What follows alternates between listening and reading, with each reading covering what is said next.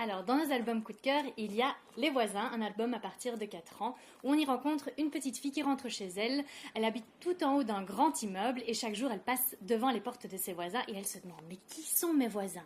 Devant telle porte, il y a plein de verrous, peut-être un gang de cambrioleurs de musée. Un peu plus haut, une autre porte, pleine de boue, de plantes exotiques. Peut-être un vieux chasseur avec son tigre. Du coup, cet album, c'est une belle ode à l'imagination des enfants et on invite les petits lecteurs à eux aussi aller regarder, fureter et deviner ce qui se cache derrière les différentes portes. Et petit bonus, un hamster s'est faufilé dans l'immeuble et vagabonde de page en page. À vous d'aller partir à sa recherche. Si je vous dis Hypatie, Alphonsine Strada, Nelly Bly, vous me répondez vraisemblablement pas grand-chose. Mais plus pour longtemps. Grâce à Histoire du soir pour filles rebelles, vous serez bientôt imbattable sur toutes ces femmes au dessin extraordinaire, ainsi que bien d'autres, 100 pour être exact. Alors c'est la lecture idéale pour toutes les petites filles et les petits garçons de 7 à 77 ans. Parce que, après tout, une personne inspirante, ça reste une personne inspirante, peu importe son sexe, n'est-ce pas? La bonne nouvelle, c'est qu'il y a un tome 2 qui arrive en octobre. Alors, bergère guerrière, des bergères pas comme les autres. Notre petite héroïne Molly vient enfin d'avoir 10 ans et elle va pouvoir faire partie du clan des bergères guerrières. Ici, on est assez loin des récits de demoiselles en détresse car nous avons une communauté de femmes qui ont dû apprendre à s'organiser, à survivre en voyant que les hommes ne revenaient pas de la grande bataille.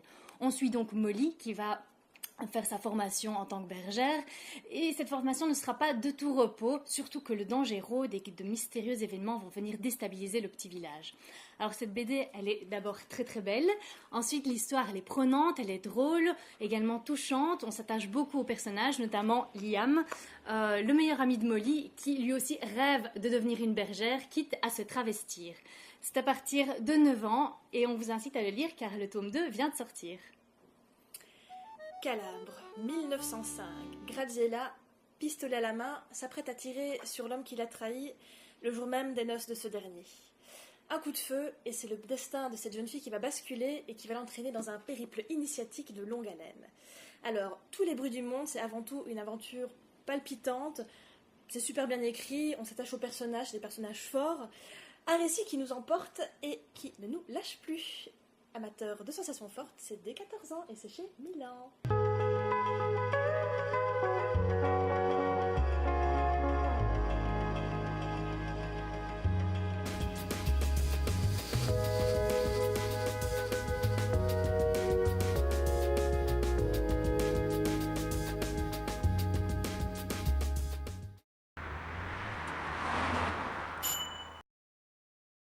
Autre album coup de cœur, Princesse Kevin.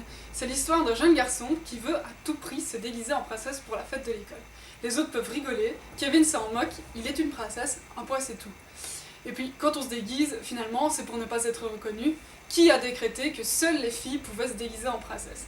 Malheureusement, tout ne sera pas aussi simple pour notre héros. Les talons, ça fait mal aux pieds, le maquillage, ça pique les yeux, et personne ne veut être le chevalier de Kevin. Alors c'est un album qui est plein d'humour, qui traite de la tolérance, de la différence, mais qui n'est pas du tout moralisateur. Bref, ici on adore, et c'est à lire de toute urgence dès 5 ans. Une nouvelle série qui va ravir les jeunes lecteurs, L'école des souris. On y suit Elvis, un hibou solitaire qui a élu domicile dans un grenier. Contrairement à ses aïeux, Elvis ne se nourrit pas des petites souris voisines, mais d'escargots. Même s'il aime la compagnie des souriceaux, Elvis a besoin de calme pour lire son journal, remplir son herbier ou faire une sieste. Il décide donc de suivre la solution adoptée par les humains, mettre les enfants à l'école. Il devient donc directeur de son propre établissement. Mais malheureusement, une dizaine de petites souris dans un grenier, c'est loin d'être de tout repos. C'est un court roman jubilatoire pour accompagner les jeunes écoliers qui regorgent de personnages drôles et attachants. Et petit plus, vous connaissez très certainement l'illustrateur puisqu'il s'agit de celui de la célèbre série Chien pourri. L'école des souris, c'est à l'école des loisirs et à lire dès 8 ans.